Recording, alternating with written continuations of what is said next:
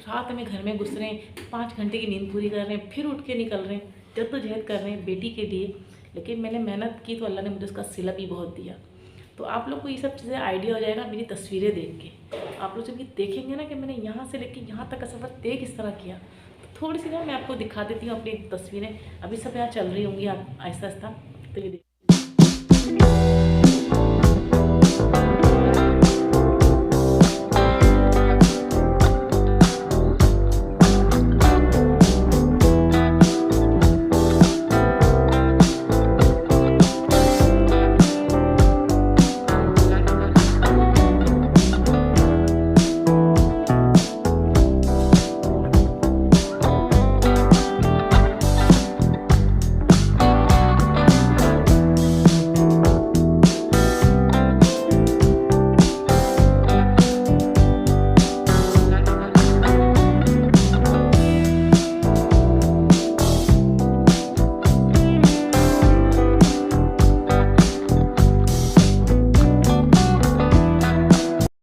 कैसे हैं सब? होप ये सब ठीक होंगे और मैं भी ठीक हूँ अल्हम्दुलिल्लाह। आज थोड़ी सी तबीयत मेरी बेहतर है, लेकिन मेरा गला बहुत ज़्यादा ख़राब है, बहुत ज़्यादा। इवन के पानी भी नहीं पिए जा रहा। और जोहर की भी तबीयत ख़राब है, इसका भी गले का प्रॉब्लम है, इसको बुखार भी है, गले का प्रॉब्लम भी है। इसको मैंने दवाई भी दी है अभी, बोरोफिन वगैरह।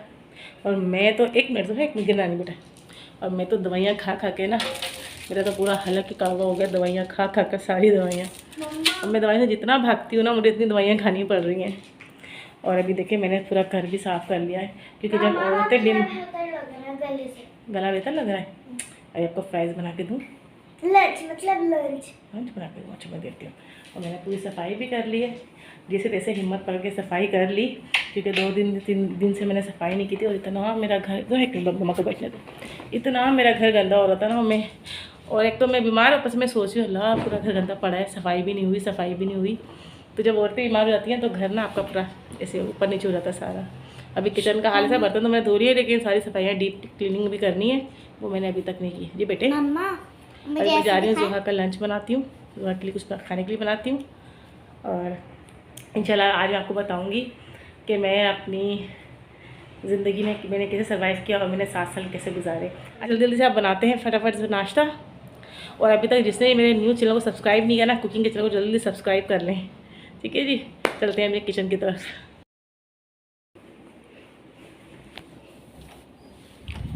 चलें जी, ये आ गई मैं किचन में।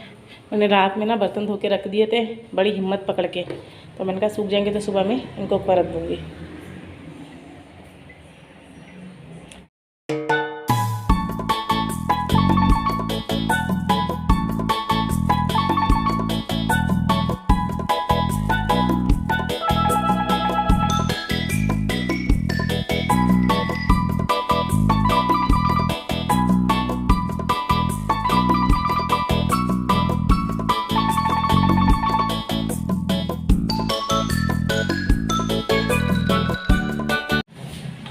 मैंने 2 आलू लिए और मैं भी 2 आलू की जोहर के बना रही चिप्स, ताकि उसका पेट भरे।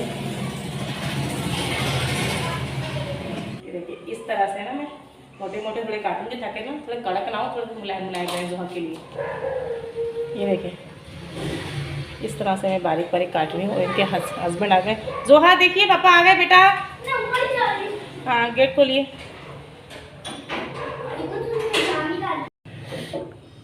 यहाँ पे मैं बना रही हूँ जोहा के फ्राइज़। आप बोलोगे इतनी बड़ी मैंने कढ़ाई क्यों ली, तो इसी कढ़ाई में मैं अपना खाना भी पका लूँगी ना, इस वजह से मैंने कहा चलें ऑयल जब इसमें यूज़ हो रहा है तो वो खाने में भी यूज़ हो जाएगा, इसलिए थोड़ा सा और डाल देते हैं, बाकी निकाल लेंगे जितनी नीड है। और आप भी यहाँ के बैठ गई हो हैं, ये जोहा भी यहाँ के बैठ गई है।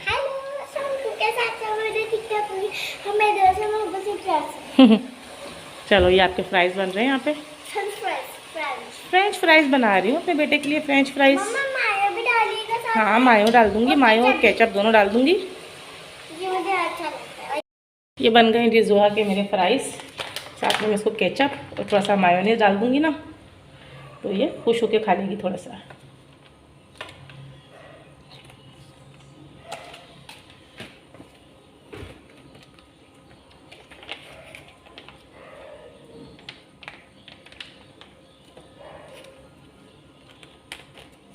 ये देखिए, ये जोहा, मैंने इसमें नमक भी डाल दिया है और मैंने कोई इसमें कोई चाट मसाला वगैरह नहीं डाला क्योंकि जोहा को फीके खाने होते हैं। तो मैंने इसको ये फीके और कितने सॉफ्ट सॉफ्ट मुलायम से बने, ये देखें, ये कितने सॉफ्ट बने, कोई कड़क नहीं बनाए मैंने, बहुत सॉफ्ट सॉफ्ट से बनाए। चलिए जी,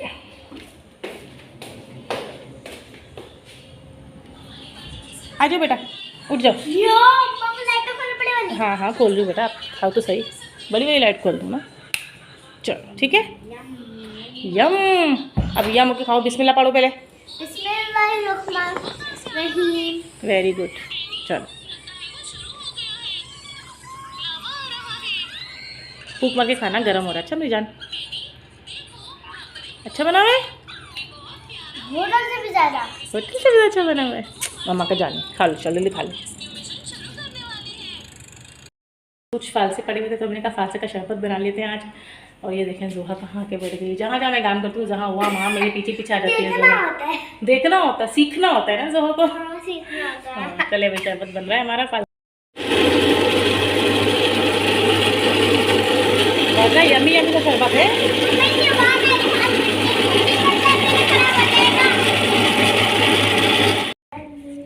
चलो गेट खोलो।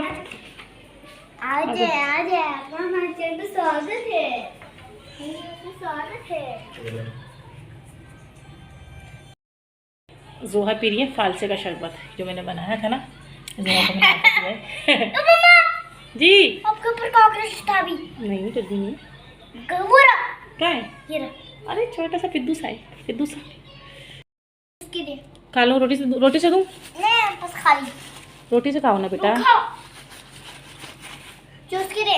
1 मिनट, लो आलू चूस के दूँ, खाओ। जम आलू बनते ही हमें बेटा।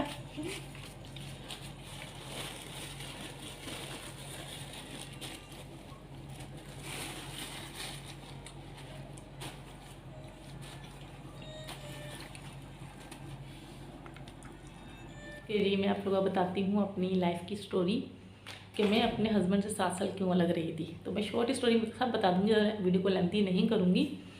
तो मैं आपको बताऊँ कि जब मैं अपने ससुराल से निकल गई थी तो मैं अपनी अम्मी की तरफ आ गई थी। मेरी अम्मी के जो ना 2 पोर्शन रेंट पे चलते थे, तो मैंने एक रेंट पे ले लिया था। तो मेरी बेटी उस वक्त 1 साल की थी, मेरी बड़ी बेटी ज़रा 1 साल की थी। तो हम लोग वहाँ रहते थे। तो उसमें ना कुछ गलतियाँ मेरे हस्बैंड की भी हैं। मेरे हस्बैंड जो जॉब नहीं करते थे, तभी मुझे इतनी बातें सुनने को पड़ती थी। लेकिन जो है ना, फिर मेरे हस्बैंड यहाँ वहाँ थोड़ी बहुत जॉब करने लगे, लेकिन नहीं इतना हो रहा था क्योंकि वो ना मतलब जैसे जिम्मेदारी से करते ना वो नहीं होता था। तो बहरहाल मैं अलग हो गई। फिर हम लोग एक जगह अम्मी के घर से, फिर हम लोग, मेरे हस्बैंड ने कहा नहीं मुझे यहाँ नहीं रहना, तो हम लोग रेंट पे चले गए। जब हम रेंट पे गए ना तो मेरे हस्बैंड ने कहा मैं यहाँ काम नहीं करूँगा, मुझे लाहौर जाना है। तो सब कुछ बेच बाज के वो लाहौर चले गए।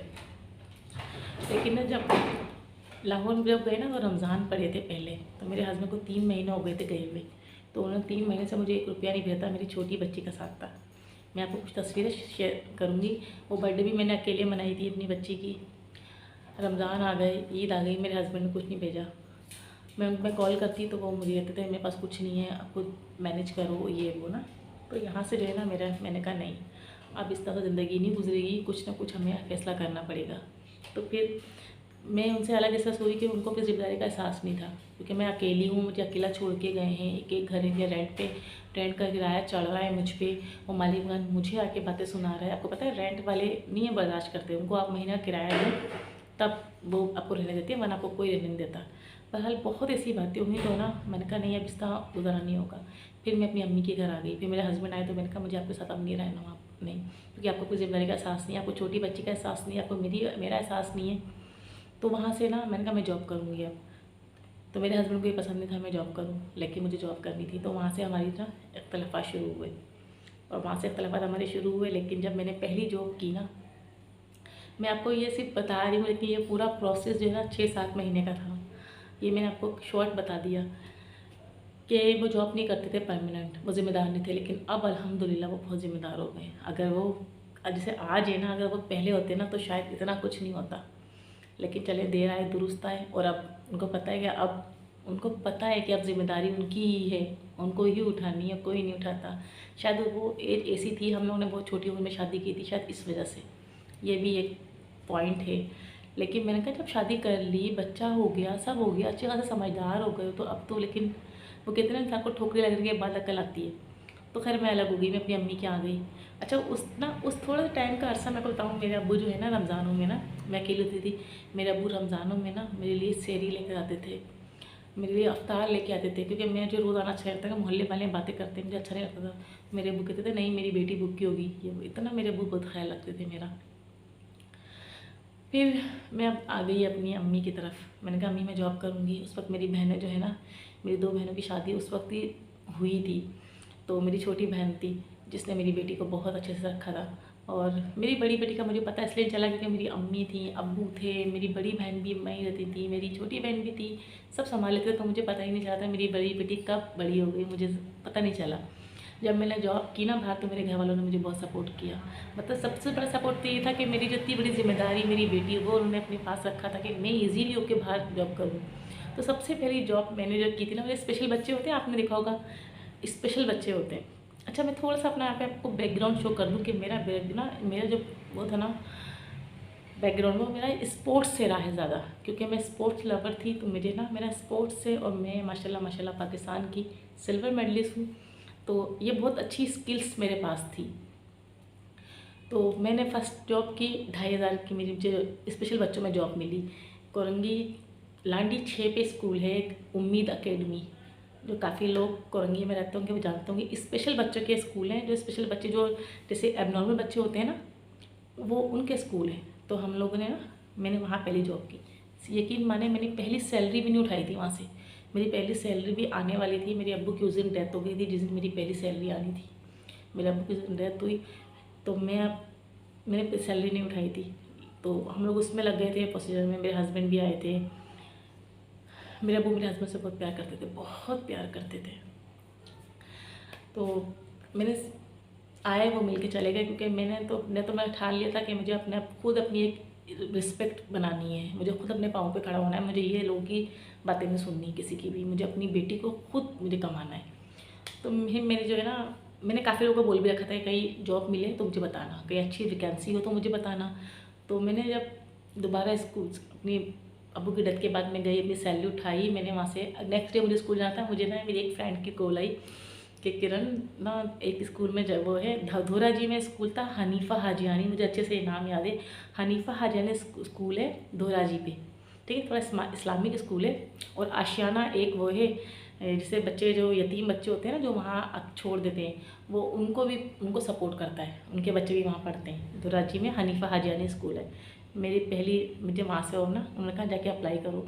अच्छा अल्हम्दुलिल्लाह, मैं आपको एक बात बताऊँ, मैं जहाँ जहाँ मैंने अपनी CV ड्रॉप की है ना, मेरा स्पोर्ट्स बैकग्राउंड बहुत भारी है, बहुत, मतलब जैसे कहते हैं तगड़ा, कि आप यूँ दिखाएं आपकी CV और आपको यूँ जॉब मिलती है। क्योंकि मैंने स्पोर्ट्स में ना बहुत मेहनत की। मैं कल की वीडियो में आपको दिखाऊंगी, मेरे इतने बड़े बड़े ना अखबारों में मेरी तस्वीरें हैं अल्हम्दुलिल्लाह। मैं सब आपके साथ शेयर करूँगी कल की वीडियो में इंशाल्लाह। जब पूरी लाइफ स्टोरी शेयर की तो हर चीज़ शेयर करूँगी। तो मैंने ना वहाँ पे हनीफ़ा हाजियानी में जॉब की, मैंने CV दिखाई, उन्होंने डेमो लिया, मेरा हो गया, और मेरी डायरेक्टली वहाँ पे 10,000 सैलरी लगी थी। और मुझे इतनी खुशी हुई थी, मुझे रोना भी आ रहा था। मैं कहा अल्लाह पाक तो बहुत रहीम है, तो करीम है। मैंने वहाँ जॉब की, मुझे वहाँ जॉब के भी 6 महीने हुए थे। मैंने पाकिस्तान वापडा में अप्लाई किया, क्योंकि मैं स्पोर्ट्स खेलती थी। तो मैंने पाकिस्तान, आपको पता है कराची में आज भी होती होंगी, क्योंकि मैंने तो अभी कम से कम 8 साल से नहीं खेली। कराची में हर साल ना एक PMA मैराथन रेस होती है, जो सदर से स्टार्ट होती है, जो कैपरी सैन वगैरह वहाँ से स्टार्ट होती है, वहीं पे ख़त्म होती है। 20-25 किलोमीटर की रेस होती है। मैंने वो 8 साल विन किया, 8 साल। मैंने 8 साल, मैं आपको तस्वीर दिखाऊंगी, उसमें मेरी तस्वीर है। 8 साल मैंने वो मैराथन रेस विन की है, फर्स्ट पोजीशन अल्हम्दुलिल्लाह। तो उसके मुझे अलग पैसे मिलते थे। अच्छा मैंने डिपार्टमेंट में ज्वाइन किया ना, अपनी डॉक्यूमेंट्स दिए, वहाँ मेरी ना जॉब हो गई। अच्छा डिपार्टमेंट में आपकी जॉब ऐसी होती है कि ना, आप जो है ना, आपको घर बैठे सैलरी मिलती है, बस आपने उनकी तरफ से खेलना होता है, ये होता है। अच्छा मुझे वहाँ से भी जॉब मतलब मैंने कितना, अल्लाह पाक जब आप मेहरबान होता है, आपकी मेहनत करते हैं ना, मेहरबान होता है तो बहुत होता है। लेकिन आपको पता है, मैं जब जॉब पे आती थी, मैं अपनी छोटी सी बच्ची को छोड़ के 6 बजे, 6:30 बजे की मैं बस में सफ़र करती थी, मैं 6:30 बजे घर से निकलती थी, और कहाँ धोरा जी स्कूल है और कहाँ कोरंगी में मैं रहती थी, पता है 1 से 1.5 घंटा 2 मुझे बसें बदलनी पड़ती थी। तो मैं वहाँ जाती थी, वहाँ से अपने घर आती थी, चेंज करती थी, अपनी बच्ची को देखती थी, फिर स्टेडियम जाती थी, अपनी ट्रेनिंग करती थी, फिर आती थी। तो मैंने बहुत मेहनत की है अपनी लाइफ में, बहुत मेहनत, लेकिन मैंने हार कभी नहीं मानी। मैंने कहा नहीं, हार नहीं मानना है, बस करना है। तो मैंने वहाँ मेरा फिर पाकिस्तान बॉर्डर में सिलेक्शन हो गया अल्हम्दुलिल्लाह। वहाँ पे मुझे 20,000 घर बैठ के सैलरी आने लगी। तो माशाल्लाह माशाल्लाह आप देखिए, 20,000 मुझे वहाँ से आ रही है, 10,000 मुझे स्कूल से मिल रही है। फिर मैं स्पोर्ट्स जो मैं खेलती थी वहाँ से मुझे अलग स्टेडियम में, आपको पता है नेशनल स्टेडियम में मैं ट्रेनिंग करती थी, नेशनल कोचिंग सेंटर जो है टाइम मेडिकोस के सामने, वो वहाँ से मेरी यादें बहुत वाबस्ता हैं, बहुत वाबस्ता है मेरी यादें वहाँ से। तो ये जो सफ़र मैंने तय किया ना, उफ, फिर जब मैं ना स्कूल से आती थी ना, फिर मेरे ना मेरिटोरियस है, मैंने वहाँ एक दफ़ा ना वैसे ही मैं ना वहाँ से गुजर रही थी मेरिटोरियस से ना, मैंने ना थोड़ा सा देखा था, मुझे कहीं सुनने में आया था कि मेरिटोरियस में ना वैकेंसी खाली है। अच्छा, काफ़ी स्कूल है, ओ लेवल कैंपस है मेरिटोरियस। तो मैंने ना वहाँ पे अपनी CV ड्रॉप की। तो मुझे वहाँ से 2 दिन बाद कॉल आ गई कि आप आ जाएँ, आपका इंटरव्यू है। जब मैं वहाँ पे इंटरव्यू देने गई ना, तो उन्होंने कहा आपका 3 दिन का डेमो लेंगे। मैंने कहा ठीक है, आप ले लीजिएगा डेमो। तो उन्होंने जब मैंने फर्स्ट उनको डेमो दिया ना, फर्स्ट डेमो जब मैंने दिया, तो ना उनकी जो हेड है ना, वो उनका नाम था mrs Yahiya, meritorious O level campus, Nahid super store है ना तारीगुट पे, उसके से थोड़ा पहले। अब वहाँ से, अब उनकी ब्रांच वहाँ से बंद हो गई। तो चुप हो जाइए बेटा, वहाँ उसकी ब्रांच वहाँ से बंद हो गई है। तो मैंने वहाँ मैंने ना वहाँ पे अप्लाई किया। मेरे 3 दिन का उन्होंने मुझे टाइम दिया था, और मेरा उसका क्या बोलते हैं उसको, डेमो। तो मैंने एक दिन जब, अरे मैं तो अब मतलब मैं अपना आपको बताऊं कि ना, मैं स्पोर्ट्स में मैं इतनी चीती हूँ ना, कि अगर मैं यहाँ कोई पट्टी बांध के भी आप बोल देंगे ना इस बच्चे को आपने ट्रेन करना है, तो मैं उसको कर दूँगी, क्योंकि मुझे इतनी स्किल्स पता है। क्योंकि बचपन से मेरा ये शौक़ रहा है, मेरा बहुत शौक़ था मुझे स्पोर्ट्स का, तो मैंने इसको लेके चला। जिस चीज़ को मैं चाहती थी ना कि मैं ये करूँ, मैं वो कर लेती थी। ये मेरी एक हैबिट है शुरू से। तो वहाँ पे मेरा 2-3 दिन का डेमो था, लेकिन मैंने एक दिन में जब अपने सब दिया ना, तो उन्होंने मुझे ना, उनकी जो हेड है ना, मुझे वहीं ओके कर दिया कि आपकी सैलरी जो है ना 25,000 आप कल से ज्वाइन कर लें। और मुझे इतनी खुशी हुई थी कि ना स्टेप बाय स्टेप मुझे कामयाबी मिल रही थी। ठीक है, अब मैं कुछ तस्वीरें लगाऊंगी कि मैंने यहाँ से यहाँ तक का सफ़र कैसे किया, और थोड़ा मैं आपको दिखाती भी हूँ। मैं आपको अपनी एक 2 तस्वीरें दिखाती हूँ कि आप ये देखिएगा, फिर आपको ना आइडिया होगा कि किस तरह से ना मैंने ये सफ़र तय किए हैं। फिर जी बस ये सब चीज़ें हो गई। फिर मैंने वहाँ पे बहुत अच्छी लाइफ चल रही थी। मैं स्विमिंग भी सिखाती थी बच्चों को, माशाल्लाह माशाल्लाह। मैं एक बच्चे से 7,000 पे करती थी। मेरे पास हक अकेडमी के बच्चे आते थे। सेलिंग सेंटर है इधर बेनज़ीर भुट्टो, वहाँ पे वो बना हुआ है स्विमिंग पूल, वहाँ पे बच्चों के जाते। मेरे पास 8 से 10 बच्चे आते थे वहाँ पर। हक अकेडमी स्कूल, उसके बच्चे आते थे, PCHS के आते थे, मेरे पास काफ़ी बच्चे आते थे। तो मैं वहाँ पर ना पार्ट टाइम में स्विमिंग सिखाती थी बच्चों को। और मैं ना ये जिम भी करवाती थी लेडीज़ को ना, जिसके जो हेल्दी होती ना, उनको मैं ये भी करवाती थी, एरोबिक्स वगैरह मैं ये भी करवाती थी। तो ऐसे कुल मिला के मेहनत करती थी, पूरा दिन घर से बाहर रहती थी सिर्फ अपनी बच्ची की वजह से, और मैं मेहनत करती थी। और मैं यकीन माने इन सब से इतना अच्छा अर्न करती थी ना, कि मैंने गाड़ी भी ले ली थी। पूरे मोहल्ले में सबसे पहले गाड़ी मैंने ली थी, और लोग इतने बदतमीज़ थे ना मेरी गाड़ी पे, कभी मेरा टायर पंचर करते थे, कभी कुछ, लेकिन मैंने अपनी मेहनत से सब अचीव किया। ठीक है, मैं यहाँ पे अब सारी तस्वीरें भी मैं लगाती हूँ। अब मैं देखिएगा मेरी स्कूल की। फिर मैंने जो है ना, एक ऐसी ना, मैं जब मैं बस से निकलती होती थी ना, तो आपको पता है वो जो महमूदाबाद का पुल है, वहाँ के नीचे सिटी स्कूल आता है, PF चैप्टर, कराची का सबसे बड़ा कैंपस है, आपको सबको पता होगा, the city school PF chapter. तो मैं वैसे निकलती हुई कहती है, अल्लाह कितना बड़ा स्कूल है ना, वहाँ पे आपको पता सारे एक्टर्स के बच्चे आते हैं, सारे मॉडल्स के बच्चे आते हैं, कितना बड़ा स्कूल है। तो मैं कहती अल्लाह पता नहीं इस स्कूल में क्या रिक्वायरमेंट है, और कितनी वो होती होंगी ना इस स्कूल में, कितनी टीचरें सारी अमीर घराने से होती होंगी, पता नहीं मेरा होगा कि नहीं होगा ना ऐसी। लेकिन मैंने कहा किरण कोई बात नहीं, जब ट्राई तो करना चाहिए ना आपको। मैंने कहा डाल दो CV, देखते हैं, अल्लाह मालिक के जो होगा वो दिखाया जाएगा। मैंने ऐसी ना एक दफ़ा इत्तफाकन जून जुलाई से पहले ना, जैसे स्कूल ऑफ होने वाले होते हैं ना, तो मैंने वैसे ही ना एक दफ़ा मैं बस में मैं उतर गई है। तो मैं पता नहीं कि मैं CV अपने एट टाइम अपने पास रखती थी। मैं उतर गई, मैं उतरी, मैं अंदर गई रिसेप्शन, मैं अपनी CV ड्रॉप करके मैं आ गई। यकीन करेंगे आप, सीरियस में यकीन कि ला इलाहा इल्लल्लाह मुहम्मदुर रसूलुल्लाह, दूसरे दिन मुझे कॉल आई सिटी स्कूल से, मिसेस फ़ायज़ा आसिम की, वहाँ की वो वाइस प्रिंसिपल HM भी थी और वाइस प्रिंसिपल भी थी।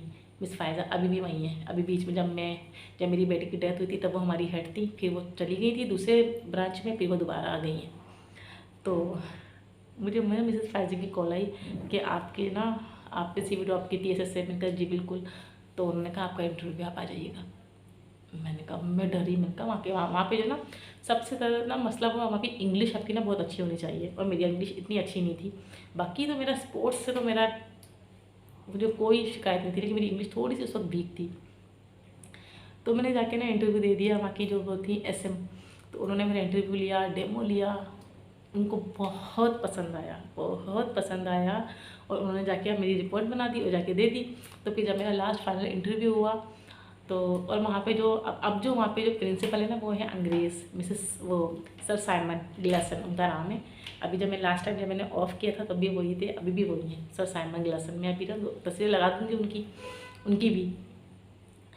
तो वहाँ पे मैंने इंटरव्यू दिया। उन्होंने कहा ठीक है हम आपको ना आपकी जॉब हो गई है। वहाँ पे ना मेरी फ़र्स्ट सैलरी मेरी जो वहाँ पे सिटी स्कूल में हुई थी 40,000 पे मेरा स्टार्ट हुआ था। 40,000 पे, जैसे मेरा मेडिकल फ्री था, मेरी बच्ची स्कूल की फ्री थी 6 महीने बाद। तो इतनी सारी ना अपॉर्चुनिटी आपको मिल गई थी। सिटी स्कूल में बहुत सारी अपॉर्चुनिटीज़ देते हैं आपको ना, जो वहाँ पे टीचर्स वगैरह होती है ना स्टाफ को।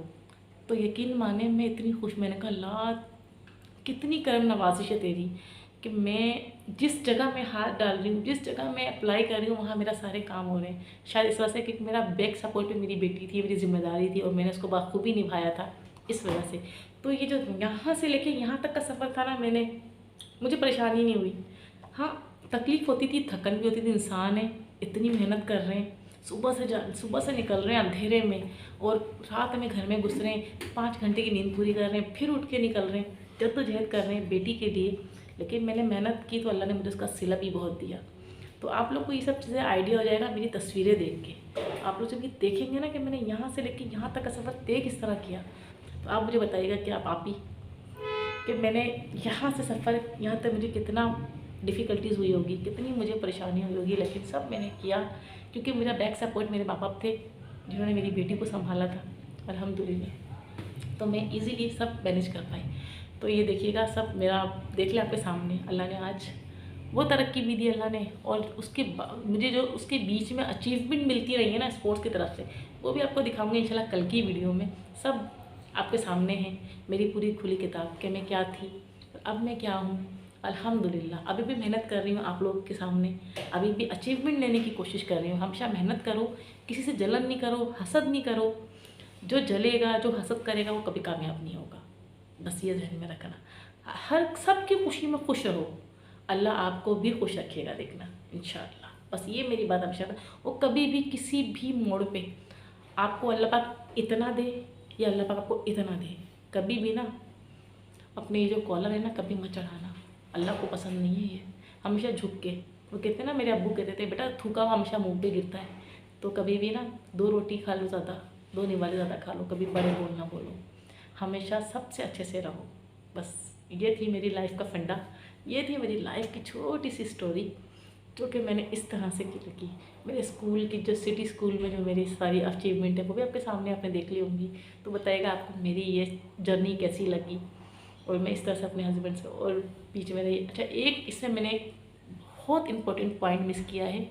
जब मैं और मेरे हस्बैंड अलग हुए थे ना, तब हमारे बीच में ना एक औरत आ गई थी और वो आज तक है, अभी भी वीडियो देख रही होगी मेरी, क्योंकि कम से कम 8 महीने 9 महीने पहले उनके मैसेज आए थे मेरे पास, अभी भी पड़े हुए, लेकिन मैं किसी की बात नहीं करती।